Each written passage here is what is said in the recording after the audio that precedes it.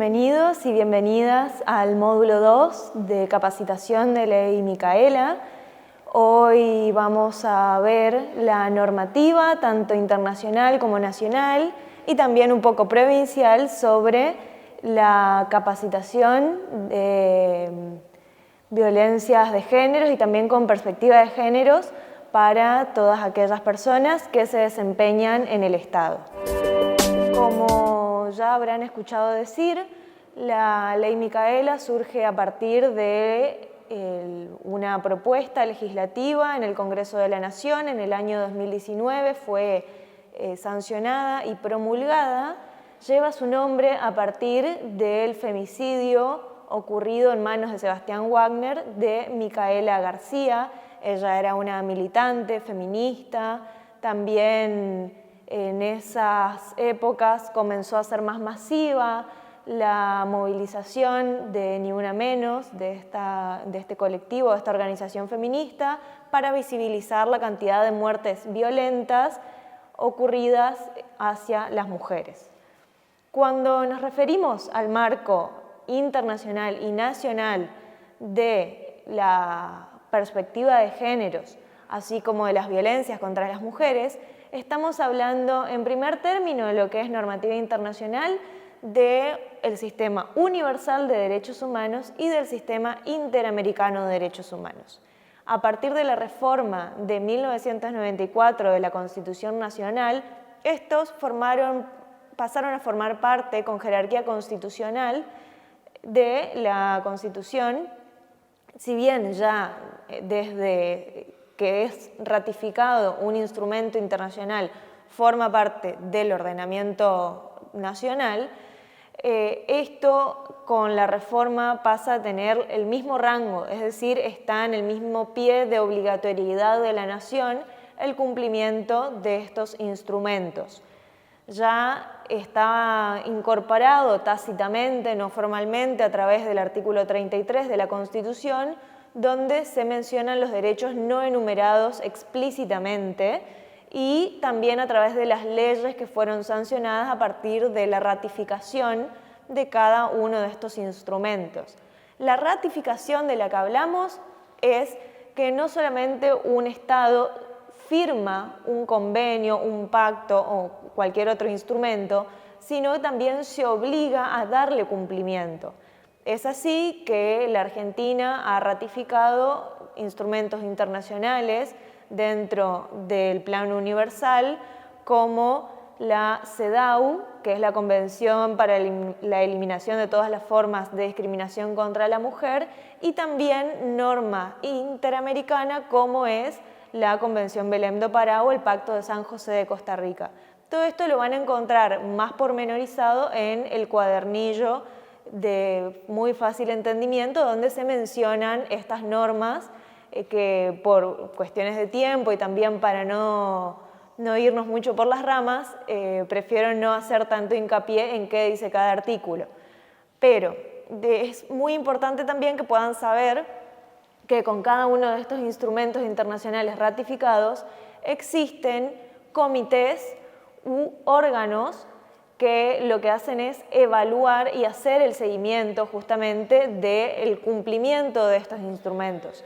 Así tenemos, por ejemplo, el Comité de la CEDAW que envía recomendaciones a los estados para que den cumplimiento a esto, interpretan lo que dicen los instrumentos internacionales y así como los interpretan, recomiendan a los estados qué hacer en materia de acceso a justicia, acceso a salud, acceso a educación, entre otras, tanto de mujeres, de niñas y adolescentes, así también como de mujeres pertenecientes a distintos pueblos originarios. Es así que también tenemos dentro del Sistema Interamericano de Derechos Humanos la Comisión Interamericana de Derechos Humanos y la Corte Interamericana de Derechos Humanos, que la Corte tiene un sentido de casos, es decir, que es un organismo jurisdiccional, y la comisión lo que realiza son observaciones, visitas a los estados y a raíz de eso recomendaciones también a cada estado. Todo este plexo normativo de derechos humanos está focalizado en distintos derechos, pero entre esos derechos de las personas en especiales situaciones de vulnerabilidad se encuentran las mujeres, como también en las 100 reglas de Brasilia, que en el plano universal, un grupo de estos sectores vulnerables e históricamente invisibilizados somos las mujeres. ¿Qué quiero decir con esto? Que ya en el plano universal, desde 1948, empezó a determinarse la importancia de hacer especial hincapié en grupos invisibilizados como lo son las mujeres.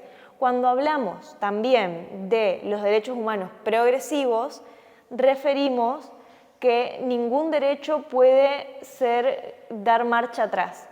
Si una convención, por ejemplo, dice que todas las mujeres tenemos derechos a una vida libre de violencias, la siguiente convención o la siguiente recomendación de un comité va a ser interpretar eso, que todas las mujeres tenemos derechos a una vida libre de violencias. Esto significa a que se nos respete durante un parto, por ejemplo, a no sufrir violencia obstétrica, a tener derechos reproductivos, a tener iguales condiciones de acceso a derechos, etc. En el plano nacional ya nos vamos a encontrar como principal cuestión la Ley 26.485, que es la ley troncal, donde además se hace referencia a los tipos y modalidades de violencias. Cuando hablamos de tipos tenemos que hacernos la pregunta ¿de qué violencia estamos hablando? Si física, sexual, psicológica, económica, política, simbólica, entre otras.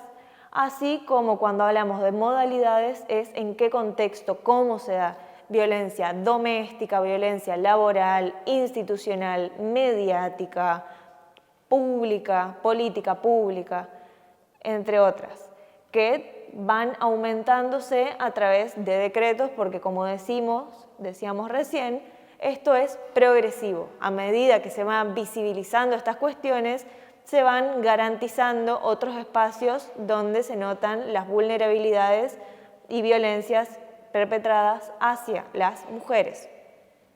Es así que, por ejemplo, una mujer puede ser víctima de un tipo de violencia dentro de un determinado modo. Entonces tenemos que una mujer es víctima de violencia institucional, pero bajo la modalidad de pública o pública política. O una mujer es víctima de violencia de tipo simbólica con la modalidad de mediática. Entonces esto se puede complementar y ningún tipo de violencia es excluyente de la otra. Dentro de la legislación nacional, de manera histórica, nos vamos a encontrar también con la ley 24.417 de protección contra la violencia familiar. Esta, si bien no ha tenido como objetivo principal en su momento, en los 90, proteger a las mujeres, sí las mujeres han sido amparadas por esta ley, además de niños, niñas y adolescentes. Dentro de este sentido también se sancionó la ley 906C en la provincia, que crea el programa de atención a las víctimas de violencia familiar dentro del ámbito del Poder Legislativo en aquella época. También nos vamos a encontrar con leyes que hagan referencia a los programas de salud sexual y reproductiva, de procreación, de parto humanizado y también de la protección a los derechos de los niños, niñas y adolescentes. Así como en el plano universal vamos a tener a la Convención sobre los Derechos del Niño, en el plano nacional vamos a tener a la Ley 26.061 y en el plano provincial se van a crear organismos que van a ser los dependientes por la Ley 2041A y 2086C. Esto significa que una persona puede enfrentar múltiples vulnerabilidades. Puede ser mujer, adolescente y también puede tener una discapacidad, por lo que también es una legislación a tener en cuenta, que también la tienen disponible en el cuadernillo.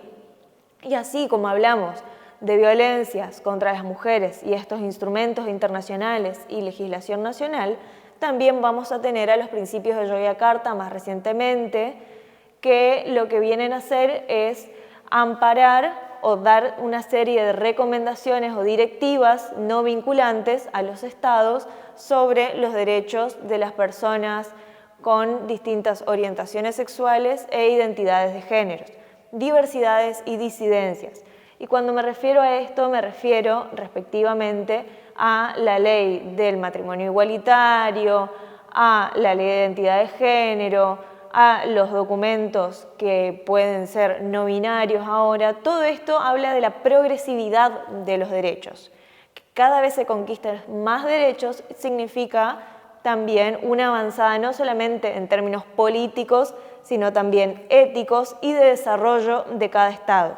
Así, cada país y cada provincia, cada región posee esta obligatoriedad frente al plano internacional de prevenir, sancionar y erradicar las violencias. ¿Cómo se previene, se sanciona y se erradican las violencias? Con capacitación. ¿Por qué? Porque eso es necesario para poder avanzar hacia una mejor localidad, hacia una mejor provincia y hacia un mejor plano internacional, donde ya hoy en día, por ejemplo, no medimos qué tan desarrollado está un país solo en términos económicos, sino también que lo medimos dentro de lo que es el índice de desarrollo humano. Entonces, un país que pueda garantizar los derechos básicos mínimamente a las mujeres, diversidades y disidencias va a estar mejor rankeado, por así decirlo, dentro de lo que son los países más avanzados en estas materias. Entonces, una capacitación a quienes son candidatos y candidatas en perspectiva de género para que puedan visibilizar este tipo de violencias, para que puedan comprenderlas con estos módulos que se vienen dando, que también, que si bien no toda violencia es violencia de género, todas las violencias que vamos a ir encontrando a medida que tengamos ese pensamiento crítico van a estar mayormente dirigidas hacia una cuestión de géneros, tanto de mujeres, diversidades, disidencias y sobre las orientaciones o deseos sexuales. Es por esto que es tan importante que puedan escuchar y leer el material que se les ha brindado. Así que sin extenderme mucho más, es esto lo que teníamos que mencionar en este módulo. Muchísimas gracias por su atención.